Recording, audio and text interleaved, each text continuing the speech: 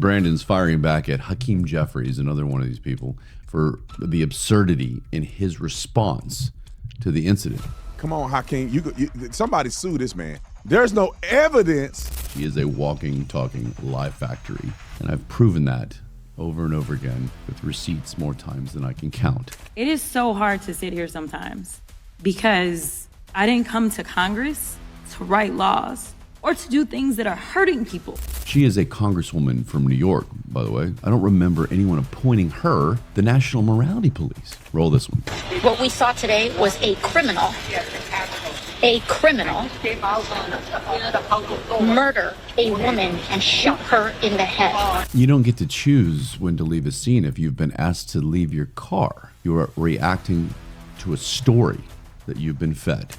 Just this last week, I'm just going to give you a summary of what we've been through. 1 week, Pete Hegseth started an illegal war for oil in Venezuela.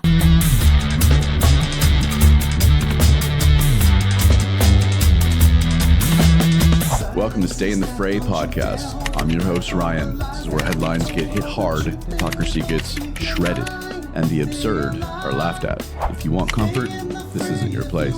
If you want blunt and unfiltered, I'm your guy. Join me in the fray. All you gotta do is just listen up. Okay, so Renee Good. I'm just going to begin with the name. Let's not even sugarcoat anything. I sat back for a while. I read, I researched, I watched the video over and over again, and now I'm ready to talk about it. And I'll say it slowly because apparently facts now need subtitles. A woman is dead. That is tragic, 100%.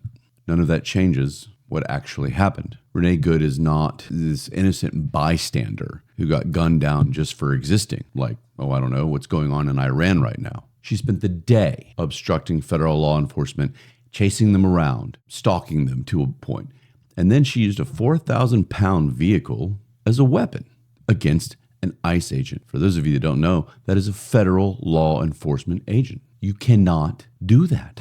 It's not a metaphor. It's not a rhetoric. It's all on video. And instead of dealing with reality, of course, here we go again, the left immediately did what it always does. Rewrote the event, lied about the footage, and blamed the people enforcing the law for surviving it.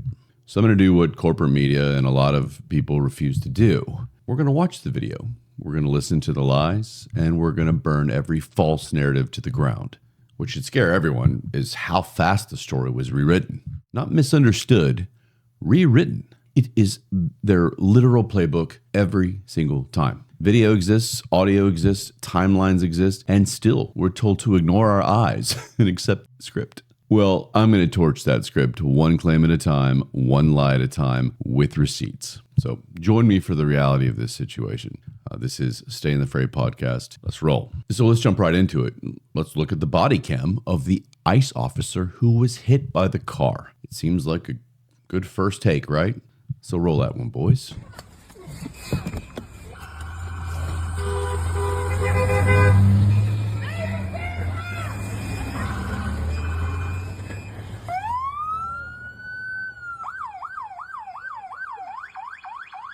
That's fine, dude. I'm not mad at you. Show your face. I'm not mad at you. That's okay. We don't change our plates every morning, just so you know. It'll be the same plate when you come talk to us later. That's fine. U.S. citizen, former fucking veteran. You want to come at us? You want to come at us? I say go get yourself some lunch, big boy. Go ahead. Out of the car. Get out of the fucking car. Get out of the car.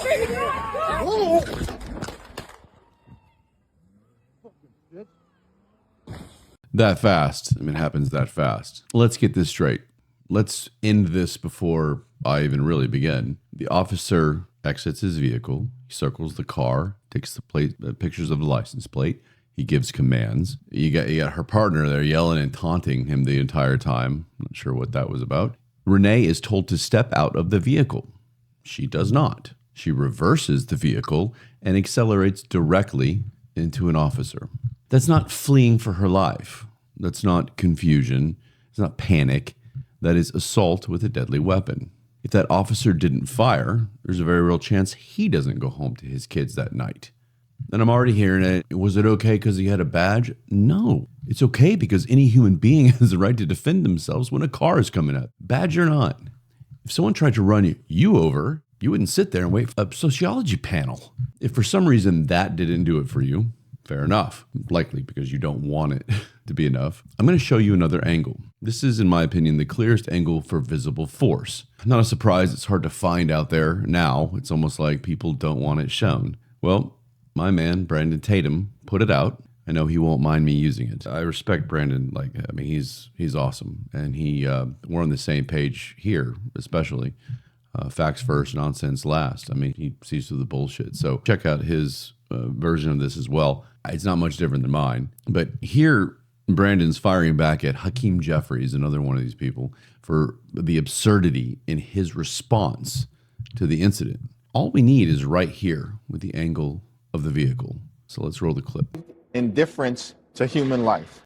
Roll the clip. Put the clip on there. Come on, Hakeem. Somebody sue this man. What? There's no evidence. Depraved mind. Christy Nome was wrong. Roll the clip again. Roll it again. No evidence. Depraved mind. Criminally investigated. There it is. Different angle, same outcome. You can slow it down. You can zoom in if you want. You can replay it 10 times. I think Brandon replayed it 6 for us. He's like me. He's very adamant. Keep playing it. These people want to keep saying it didn't happen that way. Keep playing it. Keep showing it to them. The car hit the officer. Come on. Calling this murder isn't emotional. It's simply dishonest. And lying about this kind of thing is how more people get hurt. I've already seen these idiots in the street calling for violence, more violence against ICE. And this misinformation shit is why. All right, let's go to Jasmine. God, this woman, I swear she just waits for this kind of shit so she can try out her newest performance art. She delivers endless material for this show. She is a walking, talking lie factory. And I've proven that over and over again with receipts more times than I can count. Let's watch her reaction to all of this. Play it, guys. It is so hard to sit here sometimes because I didn't come to Congress to write laws or to do things that are hurting people.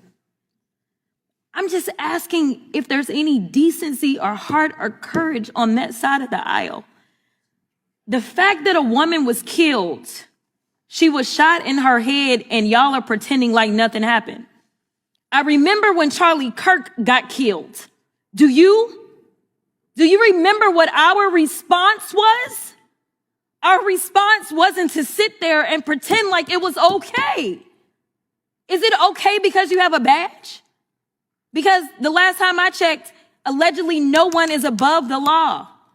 Can y'all not just have a little bit of courage and humanity? Oh my God. God. Bravo, Jasmine. Bravo for that performance. Let's talk about the performance itself first. Shaky voice, the fake fucking tears. I'm so concerned about humanity routine. Because notice how fast it shifts. She starts with emotion and immediately pivots to accusation. She asks why this side of the aisle can't show humanity, why we don't have courage, why we lack decency. I had to rewind it a few times to see if this was what she actually said with somewhat of a straight face. Humanity, courage, are you fucking serious, Jasmine? Which side burns cities to the ground? Which side excuses nightly inner city murders like background noise? Which side laughs, jokes, and sings when someone they hate gets assassinated? Which side turns to criminals into icons and victims into footnotes? Because it sure as hell hasn't been my side of the aisle, Jasmine.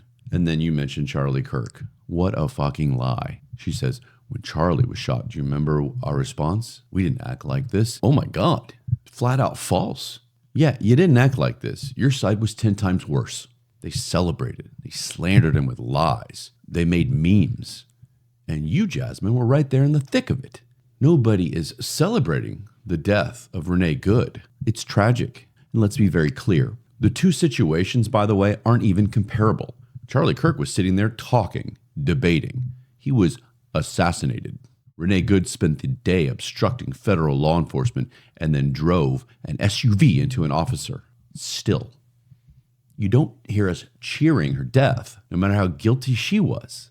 That is the difference. We can say her actions were wrong and hate that she died. Why can't you? Then Jasmine said something that really exposes her game. She says, we're acting like nothing happened. No, that is projection. That's what you do when innocent people die, when people are murdered in the streets every night, when people like Lake and Riley are killed, when Arena from Charlotte was stabbed on the train. She was just sitting there. Silence, shrugs, moving on. Haven't heard anything about her, but now, because the facts don't fit your narrative, suddenly it's a moral emergency. Then comes, of course, like I predict, the badge comment. It's okay because he had a badge. That must be it. No. Again, it is okay because he had the right to defend himself. The fact that I even have to say that, the problem here. If someone comes at you with a car, you don't ask for their political affiliation. You protect yourself. These guys are trained to act quickly. It's all part of the protocol. Go listen to some of the guys that train for this and go listen to what the actual process is and what the procedures are. They'll all tell you that he did not act any differently than he should have. And the part that she doesn't want to answer is, what if Renee Good had killed the officer? What would be the narrative? Would it be tragic but understandable? Would it be rage against the system? Would we be told that the officer deserved it? That man has kids. He has a family. He went to work and almost didn't come home. But none of that fits the script. So instead, Jasmine Crockett et al. Are there, fake tears, lecturing everyone else about compassion while refusing to condemn the behavior that caused the tragedy in the first place. That is not leadership. It's not courage. It's manipulation. And the fatigue is real and growing. And of course, my favorite bartender turned virtue signaling know-it-all, AOC. Another one who only seems to show up when a performance is required. She is a congresswoman from New York, by the way. I don't remember anyone appointing her the National Morality Police. Here we are. Let's watch her. Roll this one. What we saw today was a criminal murder a woman and shot her in the head while she was trying to escape and flee for her life. And I think what we saw today was a manifestation of every American's worst nightmare, which is their government turning into a tyranny. Do you believe he should be arrested, the officer involved? I think what we saw was a murder today, and I think that we need, of course. You said that she was fleeing for her life. Do you know that she was fleeing? I think we saw this vehicle, and listen, part of a due process is to allow an investigation of what transpired and what occurred. I think what we saw was a woman trying to reverse her vehicle and leave a scene. You don't get to choose when to leave a scene if you've been asked to leave your car by authorities, by law enforcement. Police pulls you over, you don't have a choice. You can't just leave because you want to. That's not even what happened, but God. That right there, what you just heard from Alexandria, is the fucking problem. She says with full confidence that Renee Good was fleeing for her life. No, she was not. Her life was not in danger, not until she made it dangerous. She was asked to step out of the car. She chose not to. She reversed and then drove a 2-ton vehicle into a federal law enforcement officer. I've said it 3 times. When she did that is the moment everything changed. You don't get to create a lethal situation and then claim victimhood when someone defends themselves.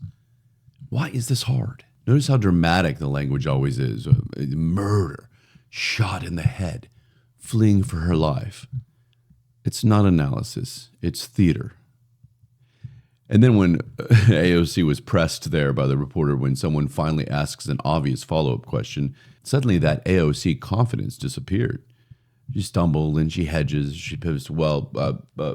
Investigations need to happen. And Alexandria, we have seen the videos. There are a lot of them, lots of angles. This isn't 1972. You don't get to rewrite reality when everyone has the footage in their back pocket. Let's address the bigger issue. Why are we listening to her or Jasmine Crockett as any kind of moral authority on this situation? They're not law enforcement. They weren't there. They don't have all the facts. And worse, they don't even want all the facts. Somehow these two decided they're the arbiters of humanity, courage, and decency for the entire country. Since when? Because from where I'm sitting, all they're doing is inflaming people with reckless language, the kind that gets officers hurt and convinces agitators that reality doesn't apply to them. Calling this murder isn't just wrong, it's dangerous. And every time they do it, they prove the same thing. This is not about truth. It's about the performance. All right, here's where we hit pause, and let me give you a reality check. Yes, what happened in Minneapolis is tragic. I've said it. This is now the third time. Yes, Renee Good died, and that's sad. But let's get one thing straight.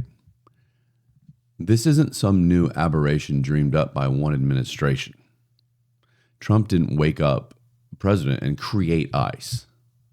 Federal immigration enforcement has been a part of the American system for decades. Every president, Democrat and Republican, has used ICE and related agencies to enforce immigration law. President Obama was widely criticized as the deporter-in-chief because of how many removals took place on his watch. And the numbers reflect that. He oversaw more removals than any administration before him. Did anyone on this side of the aisle try and plow down one of his officers? Don't tell me this is uniquely cruel or unprecedented because of who's in office right now. And listen, if you don't like deportations, that's fine. They're messy.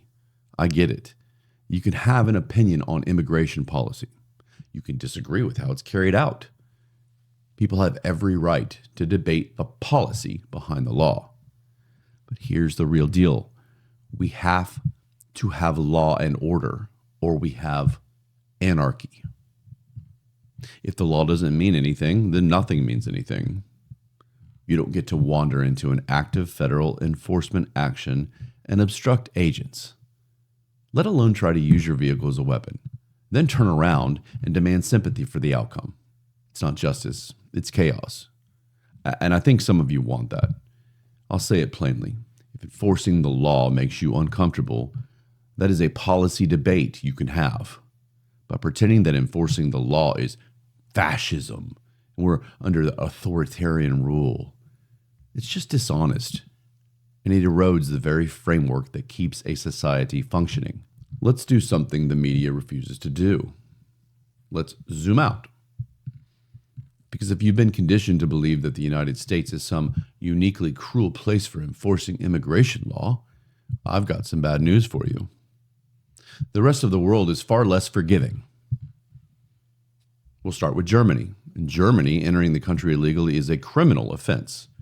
You can be detained immediately, fined, deported, banned from the re-entry across the entire Schengen zone. If you obstruct police or federal authorities during an immigration action, that's another charge. You do not get to block officers. You do not get to surround vehicles.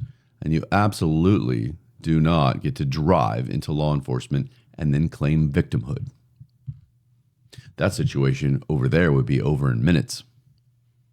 And nobody would be debating it on daytime TV. How about Japan? Japan has some of the strictest immigration enforcement on the planet. If you are in the country illegally, you're detained, you can be held for extended periods of time, you are deported, and you are often permanently barred from returning. There are no street protests shutting down enforcement actions. There are no politicians calling agents murderers for doing their job. You resist, you escalate, you're dealt with quickly. And the public understands that law enforcement there is not optional. Let's move on down to Singapore. This one really makes people uncomfortable. In Singapore, overstaying a visa or entering illegally can result in jail time, heavy fines, and in some cases, corporal punishment. Yeah, it's called caning. There's no activist class screaming fascism, no cable news panel debate. The rule is simple. You follow the law or you face the consequences. Apparently, that's getting fucking beaten by a cane. don't know if that's like sugar cane or bamboo or some shit. Doesn't sound fun. Lastly, let's wander over into the desert, Saudi Arabia. Let's talk about them. If you're in Saudi Arabia illegally, meaning you overstay a visa or enter without authorization, there's a zero ambiguity about what happens next. You can face immediate detention, heavy fines, months in prison, deportation, a permanent ban from re-entering the country. And if you resist authorities during that enforcement, if you obstruct officers, if you try anything remotely resembling what happened here in Minnesota, you're not getting a press conference. You're not getting activists blocking roads. You're not getting celebrities calling officers murderers. You're going to jail, full stop. And you're going to be there for a while. There are no debates about fleeing for your life. There are no cable news panels asking if enforcement itself is immoral. The expectation is simple.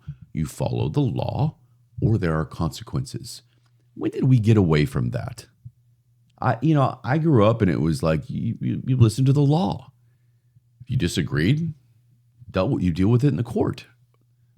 Or you talk to your congressman or your politicians and you move forward.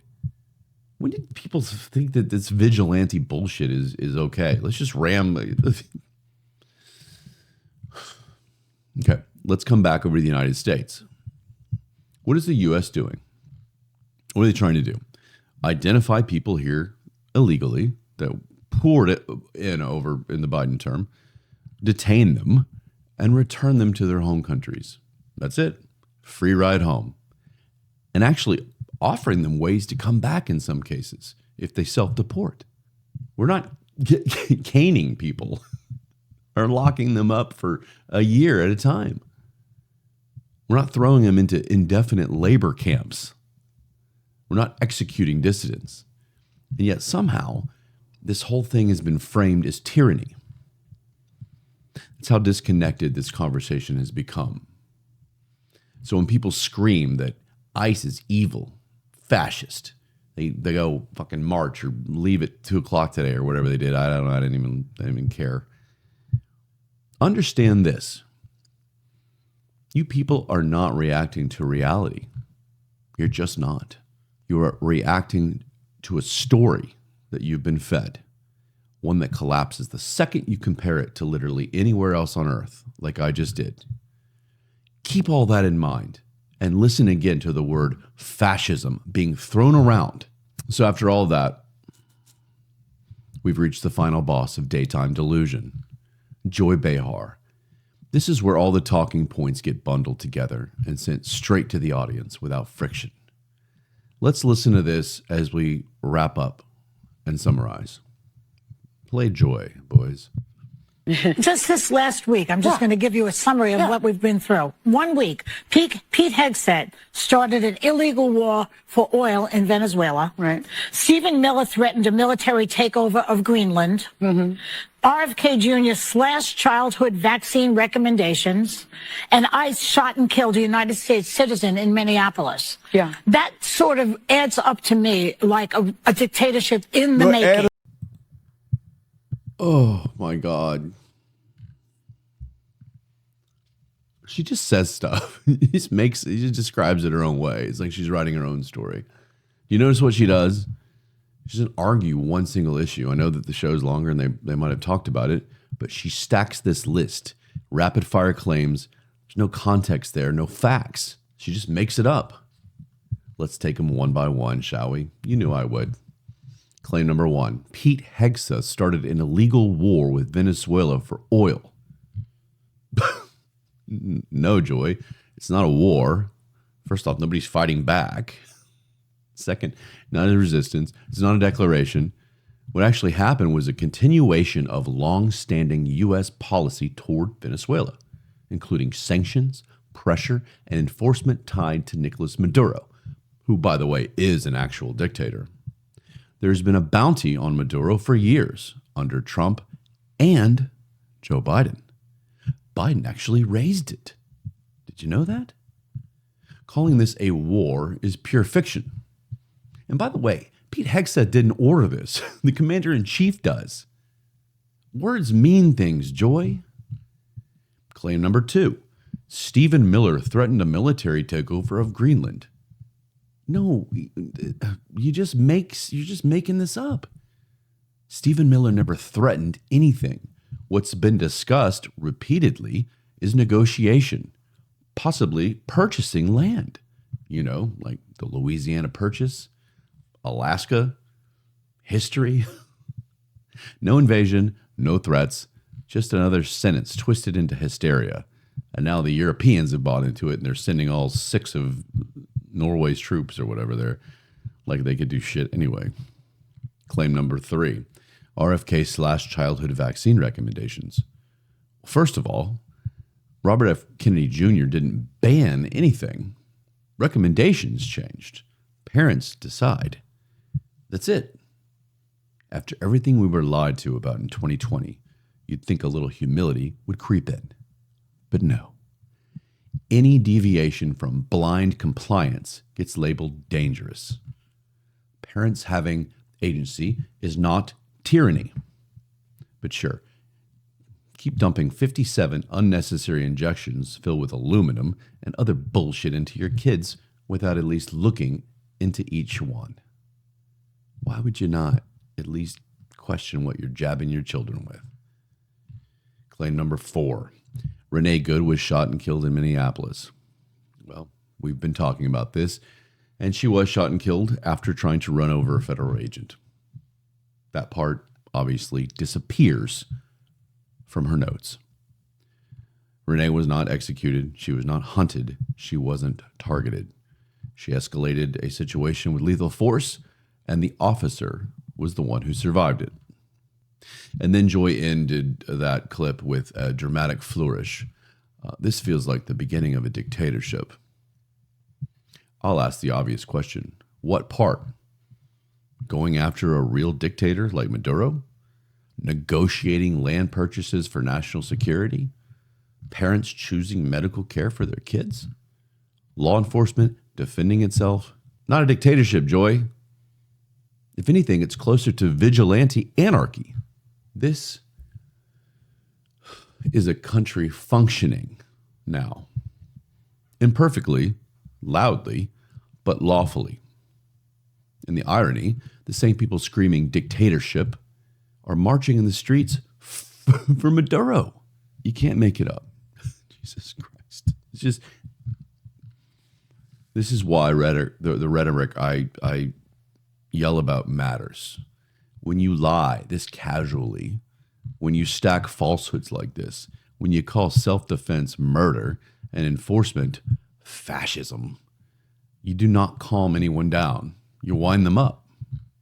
And that's how you get more chaos, more confrontations, and more tragedies that never had to happen. So let me end exactly where it needs to end. I don't believe that everybody on the left wants chaos.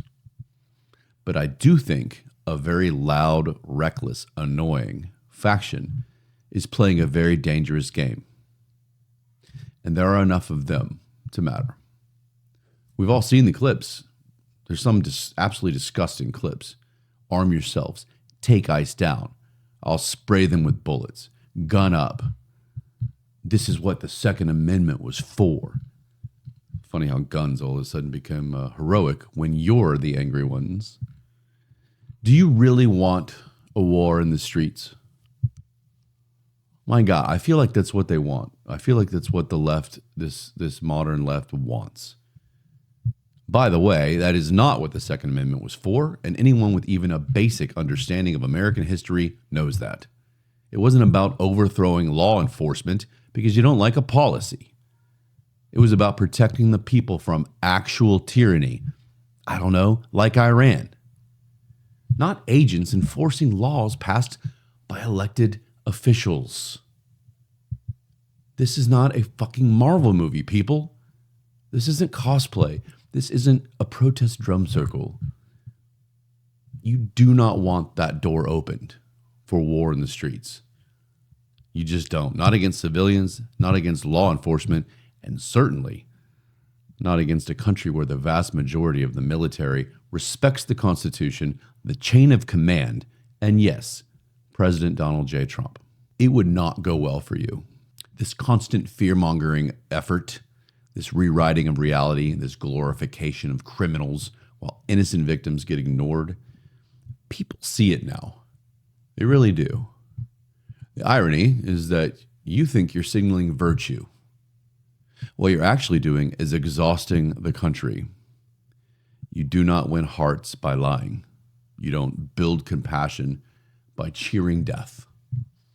And you don't protect anyone by turning self-defense into a crime. You're not fighting fascism. You are manufacturing outrage. Sooner or later, people stop playing along. Case in point, thoughts and prayers to Renee's family, her kids, her friends. But she fucked up. You don't get to do that. You don't get to drive your car into an agent, rewrite all of the footage, and then call it morality. You just can't. I'll say it again. We can hate that she died and condemn her actions all in the same time. If you're still here, you already know what to do. Like the video, share the video, comment on the video, hit the bell. Pass it along. I mean, we are building something here, not just this show, but people that are like-minded. We have to at least be aware of it. So stay sharp, stay human, stay grounded, stay in the fray. Love you guys. All you gotta do is just listen up.